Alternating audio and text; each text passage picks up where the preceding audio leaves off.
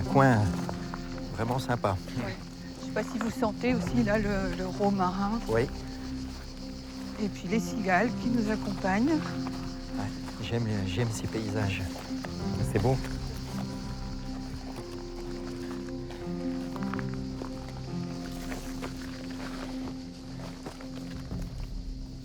Bien. Alors, qui est qui? Alors moi je m'appelle Samuel, mais tout le monde m'appelle Sam. Ok. Donc vous pouvez faire comme tout le monde. Et qu'est-ce que tu fais? Je suis pasteur. Vas-y. Alors moi je m'appelle Antoine, j'habite à Paris et je suis monteur vidéo. Enfin je travaille dans l'audiovisuel quoi. Je fais pas que du montage mais essentiellement ça. Voilà. Et puis donc Sylvie, je suis en région parisienne et je suis pasteur aussi d'une église ménonite. Ah oui, donc j'ai deux pasteurs là. Oui, tu es bien ça. encadré. Par rapport au texte biblique, je pense que vous êtes très armés en fait. Par rapport à la parole. Alors vivre un texte n'est pas une affaire d'armes, mais effectivement le bagage théologique peut être utile. Je ne suis pas certain qu'il soit tant que ça utile sur ce que nous allons vivre. Et puis un regard neuf, c'est toujours, Oui. voilà, ça peut être toujours enrichissant. Sujet à discussion, donc non, moi je trouve que c'est très bien. Tu as ta place. C'est vrai. Bonjour à tous les trois. Bonjour Marion. Vous allez bien? Très bien. Très bien.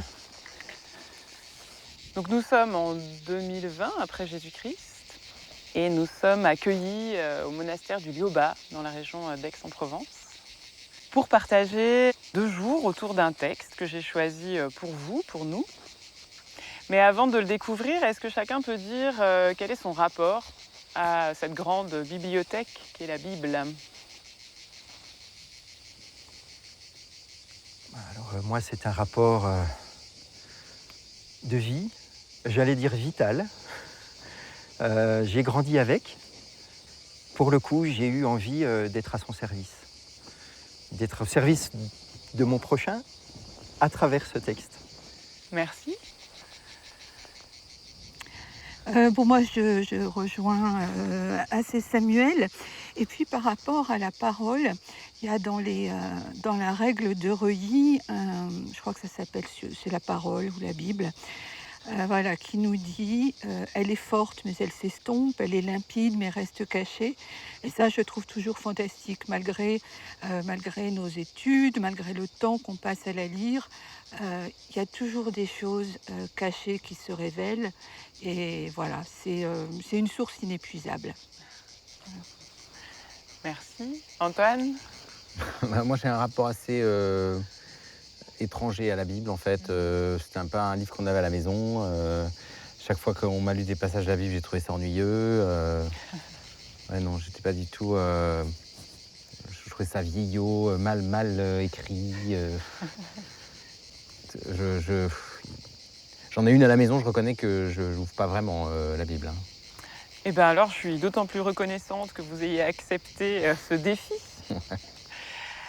On va voir ce qui va se passer avec ce texte-là.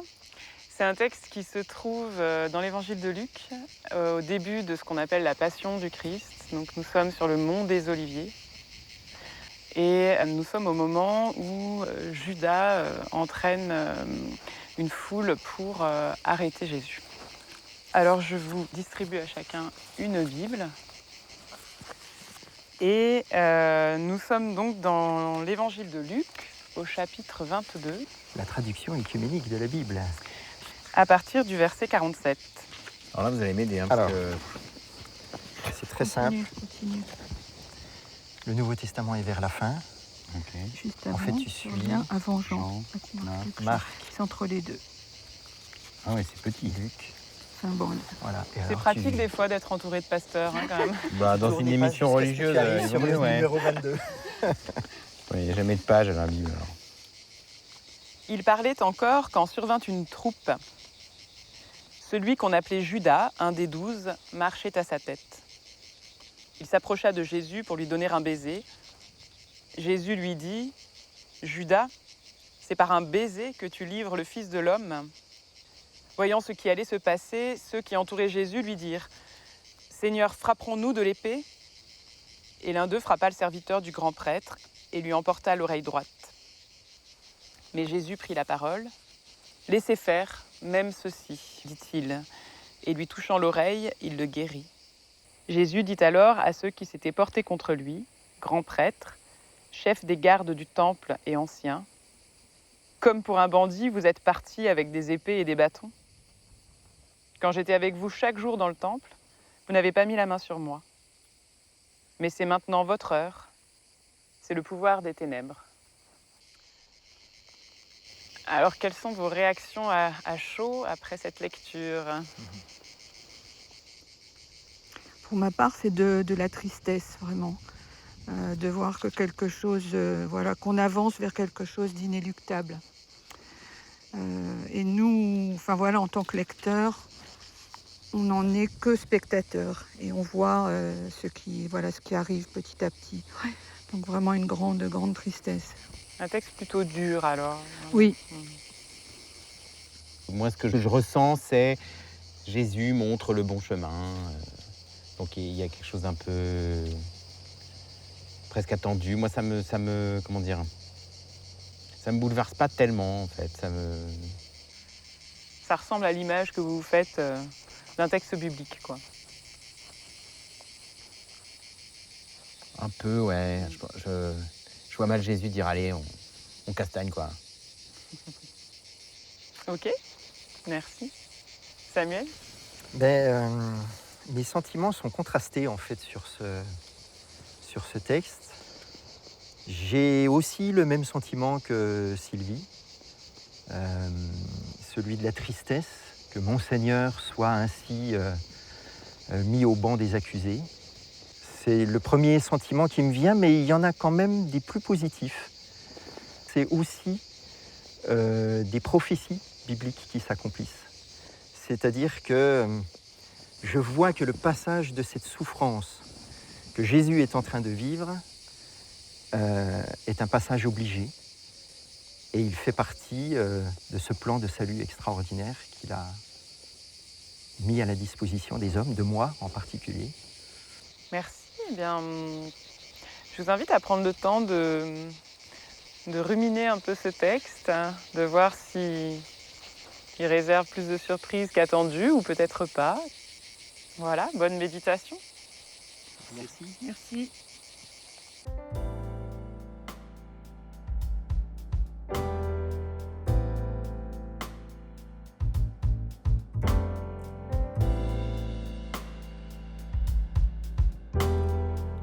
Il s'approcha de Jésus pour lui donner un baiser.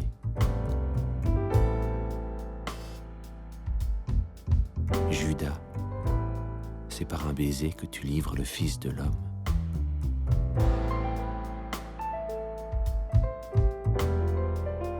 Seigneur, frapperons-nous de l'épée?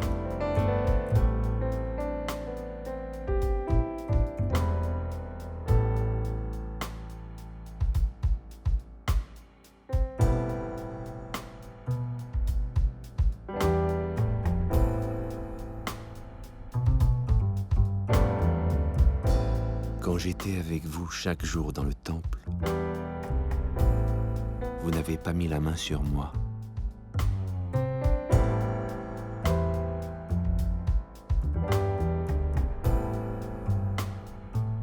Laissez faire, même ceci.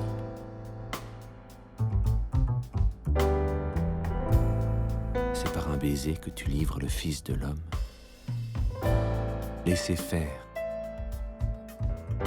même ceci.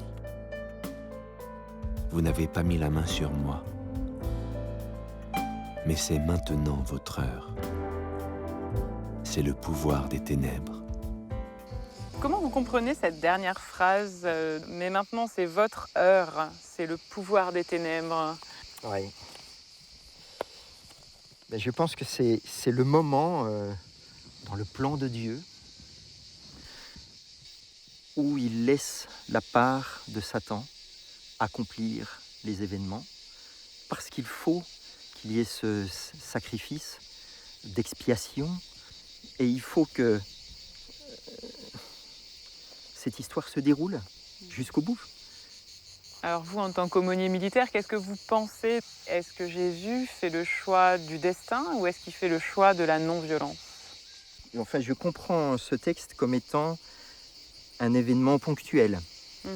Quand le centurion vient le voir, il ne lui demande pas de quitter son métier. Il lui dit contente-toi de ta solde. Et si on décortique bien le texte, c'est fais ton métier avec le plus d'honnêteté, d'honneur, de miséricorde possible.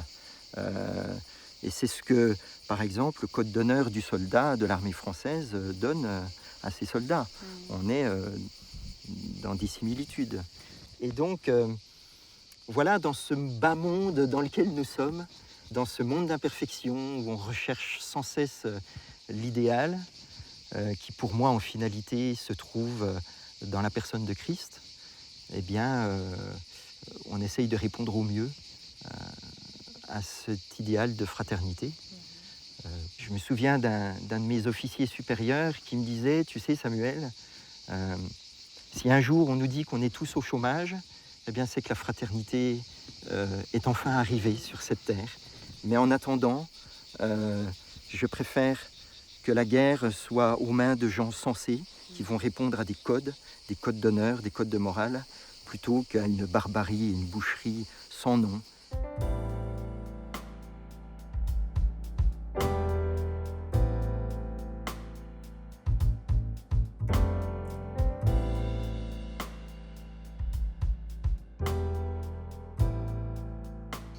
Ah Antoine, ce texte, il vous laisse plutôt indifférent, j'ai l'impression. Non, mais c'est vrai que je l'ai relu un peu dans le détail. Ouais. Il parlait encore quand survint une troupe. Donc Jésus est en train de parler, on lui coupe la parole. Et en fait, ceux qui arrivent en face sont, entre guillemets, on ne le sait pas, mais ça semble un peu un groupe face à un autre groupe. Ensuite, il dit, voyant ce qui allait se passer, ceux qui entouraient Jésus lui dirent, Seigneur, frapperons-nous de l'épée. Et l'un d'eux frappa le serviteur du grand prêtre et lui emporta l'oreille droite. Alors là, voilà, là on est vraiment dans... c'est le gag, quoi. C'est-à-dire, il n'a pas répondu, qu'il y en a déjà un qui se met à taper, et en plus, il lui emporte l'oreille droite. Il ne coupe pas le bras. C'est-à-dire, en gros, ils n'ont rien écouté, et c'est de l'oreille dont il s'agit. Mais Jésus prit la parole. Alors bon, de toute façon, il y a toujours un peu question de parole. Il parlait encore quand survint une troupe, Jésus prend la parole. Donc il reprend la main. Bah, pas la main, mais la parole. Voilà, la parole, à défaut de l'oreille. Laissez faire, même ceci, dit-il, et lui touchant l'oreille, il le guérit. Donc en fait, là, si on ne veut pas tomber dans « Oh, qu'est-ce qu'il est fort Jésus, il marche sur l'eau, il fait des miracles », en fait, il lui redonne l'audition. Pour moi, Jésus replace le niveau de conflit au niveau du dialogue. Ce qui est intéressant dans votre lecture du texte, c'est qu'en fin de compte, on voit elle met bien en évidence l'alternance permanente entre l'action et la parole. En fait, Jésus, il ne cesse de ramener les êtres humains vers le langage.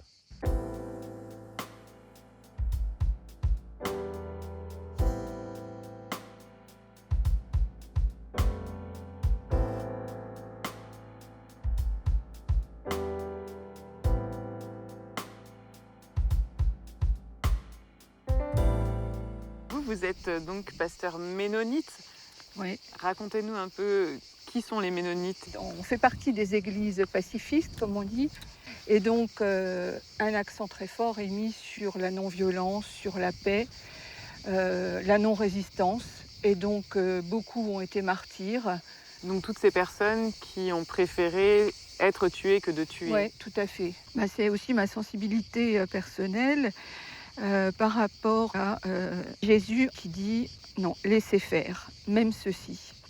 Donc, je vais utiliser le mot de non-violence, mais c'est aussi de la non-résistance, parce que ça aurait pu être de la résistance active, mais c'est vraiment laisser faire. C'est touchant d'ailleurs chez l'entourage de Jésus. Ils essayent de passer par la parole. Oui, est-ce qu'on peut le faire? Est-ce qu'on peut le faire? Ouais. Mais ça brûle tellement en eux. Oui, exactement. De peur, de révolte, que sais-je. Ils n'attendent pas la réponse, exactement. Oui. Mais n'empêche que dans une situation de violence physique, naturellement, ce ne sont pas les mots qui nous viennent. Et là, on est face aussi à notre propre violence. C'est pour ça que moi, j'ai beaucoup d'humilité par rapport à ça, parce que j'ai tout à fait conscience qu'au fond, au fond de moi, il y a une violence et qui est aussi à abandonner. Bon, elle peut être parfois canalisée et devenir positive, mais pas quand elle est destructive. Il parlait encore quand survint une troupe. Celui qu'on appelait Judas, un des 12, marchait à sa tête. Il s'approcha de Jésus pour lui donner un baiser. Jésus lui dit, « Judas, c'est par un baiser que tu livres le Fils de l'homme ?»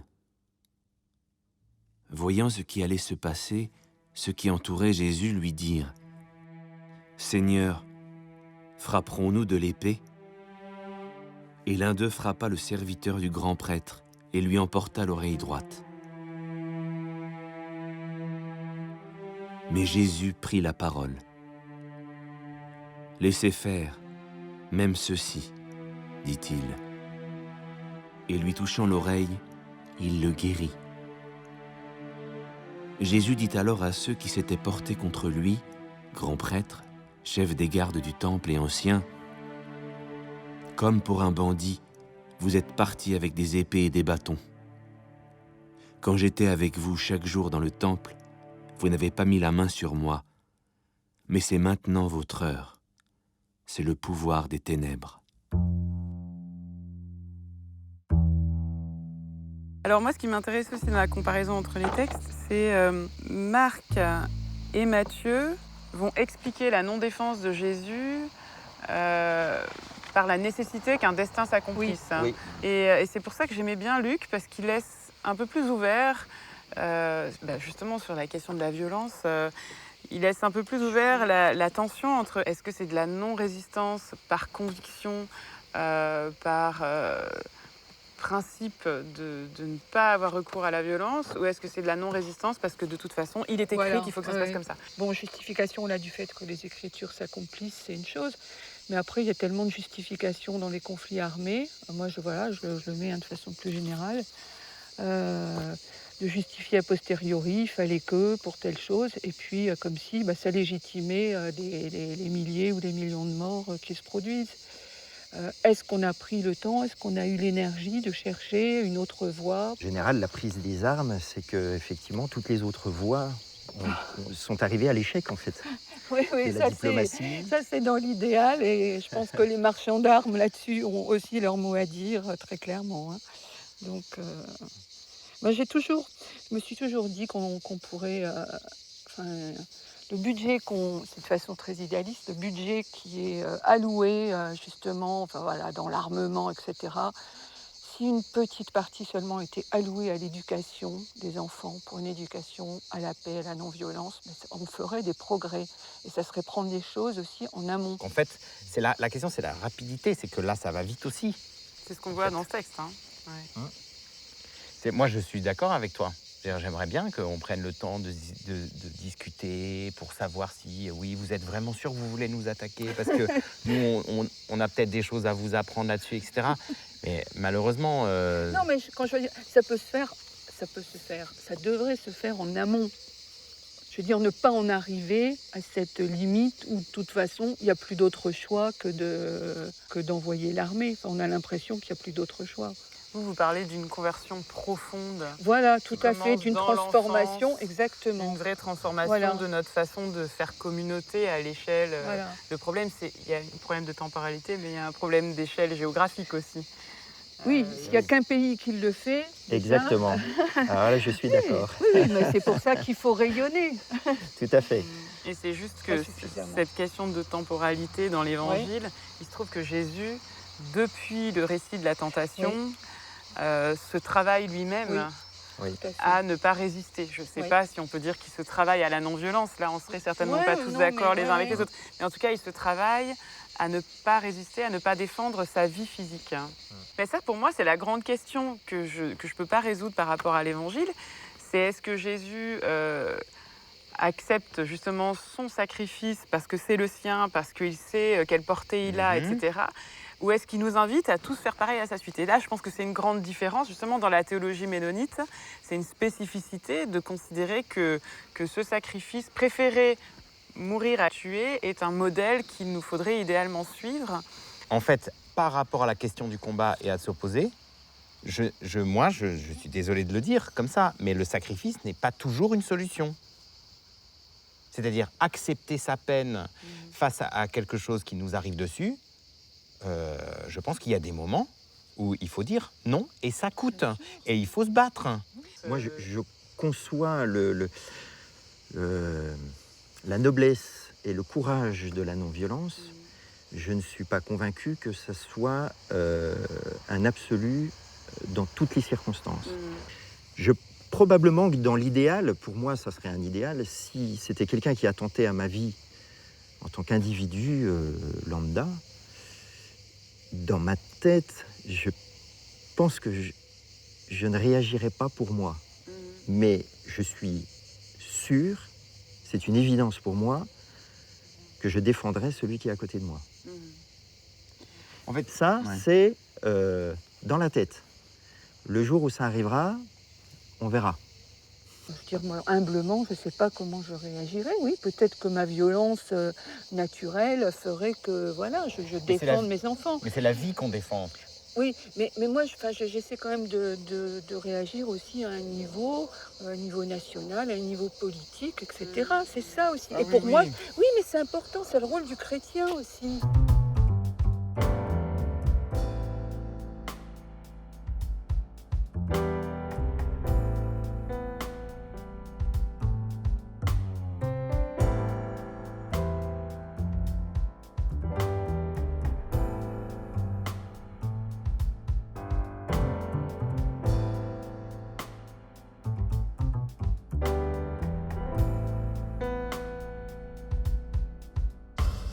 Alors, il y a plusieurs moments clés dans ce texte. Est-ce que chacun peut dire quel est le moment clé qui le marque le plus Alors, tous les moments sont marquants. Le premier, celui de Judas, est forcément interpellant. Moi, ça me marque beaucoup, cette histoire de trahison. Quand on est amis, c'est beaucoup plus difficile d'aborder la trahison au sein du cercle de l'amitié, de la famille, celui ou celle en qui on place sa confiance. Être trahi par ses plus proches, c'est un grand moment de fragilité, de solitude. Ce que je pensais aux gens qui sont dans l'armée, en fait, par rapport à cette histoire de trahison par le plus proche, par le plus intime, par le frère d'armes, je me disais, en fait, dès lors que vous faites le choix d'aimer et de faire confiance dans l'intime, dans la fragilité, que ce soit à l'armée ou dans le couple, vous vous exposez. Ah oui. Et en fait, c'est là où le texte est intéressant, c'est que parce que nous sommes des êtres d'amour, nous sommes aussi des êtres capables de violence, de la violence la plus grande. Alors, on a parlé un petit peu de la violence pernicieuse, là, parce que déguisée sous un baiser. Et ensuite, donc pour moi, il y a un autre moment de violence, c'est lorsque le serviteur du grand prêtre se fait trancher l'oreille. Voilà. Auparavant, les disciples ont demandé à Jésus, « Seigneur, frapperons-nous de l'épée ?» Donc voilà, ils attendaient le feu vert, mais de toute façon, avant que Jésus n'ait pu répondre, l'oreille était tranchée. C'est que dans un premier temps, les disciples n'attendent même pas un ordre, positif ou négatif, peu importe, alors qu'ils ont quand même posé la question. Donc ils posent une question, mais ils n'attendent pas la réponse pour agir par eux-mêmes. Ça, forcément, ça me choque.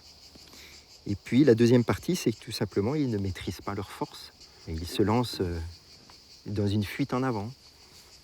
La dangerosité de la violence, c'est que l'expression par les armes met fin à la conversation, au langage. Donc, dès lors qu'on est avec les poings, on ne se parle plus. Et précédemment, on a vu qu'on ne s'entend plus, on ne s'écoute plus. Donc, la tentation dont il est question et qu'il faut éviter, c'est la tentation de l'expression physique ramenée à son niveau le plus instinctif. Le texte termine disant « Jésus dit alors à ceux qui s'étaient portés contre lui, grand prêtre, chef des gardes du temple et anciens, comme pour un bandit, vous êtes partis avec des épées et des bâtons. Donc, sans réfléchir, vous vous armez. il leur a pas dit vous êtes venus avec des arguments. Mais c'est maintenant votre heure, c'est le pouvoir des ténèbres. Et c'est là où il y a quelque chose qui est pointé du doigt par rapport à notre nature d'être humain, à savoir que nous sommes des êtres de langage. Dès lors que nous abandonnons le langage, nous redevenons Sauvage. sauvages. Mmh. Pour moi, la parole n'est pas toujours positive. C'est le contraste entre bénir et maudire. Les deux sont des paroles, les deux sont des pensées. Et il y en a une qui construit, qui donne la vie, et l'autre qui détruit et qui ôte la vie. Et tout ça se fait sous la parole. Oui, oui. Et puis moi, ça m'a étonné ce que tu as dit, mais je veux dire, pour moi, ça résonne très avec l'évangile de Jean dont on a parlé, avec le prologue. Le Verbe, la parole, c'est Jésus. Donc cette parole, effectivement, moi je suis vraiment persuadée que cette parole peut nous aider à transformer nos cœurs pour que petit à petit la violence disparaisse, oui. Oui, bien sûr.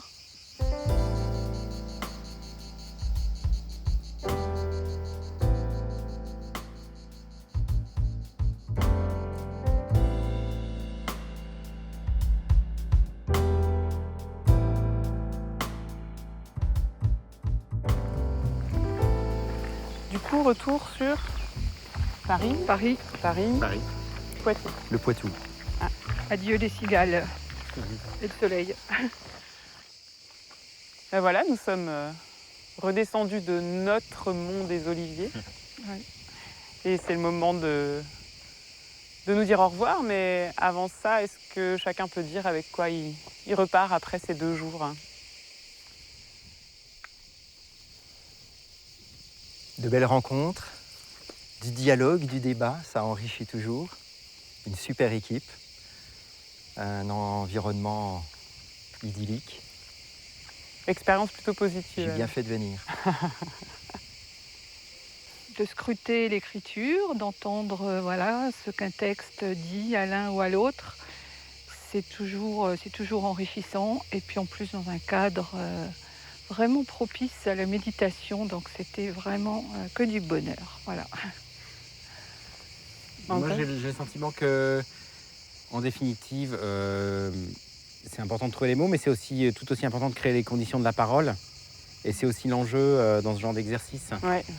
Et je me disais tout à l'heure qu'en fait, c'est un travail de paix aussi, de permettre au texte d'être discuté et d'advenir.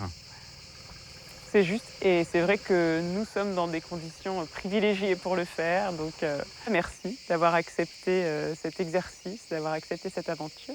Merci à vous. Merci Merci beaucoup. pour l'invitation. Oui. Et puis belle route à chacun. Merci. Au revoir Marion. Au revoir. Au revoir. Au revoir Marion.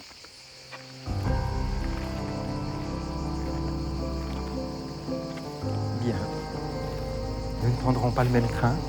On aurait pu poursuivre, mais non. Je pars tôt. Ouais, mais après tu es pas rentré encore chez toi. Ah oui, parce que tu vas vraiment loin du coup. Ah oui, alors là, c'est un peu plus à long terme pour le déménagement, oui. Oh, juste 7000 km, c'est pas énorme. Ah ouais, quand même.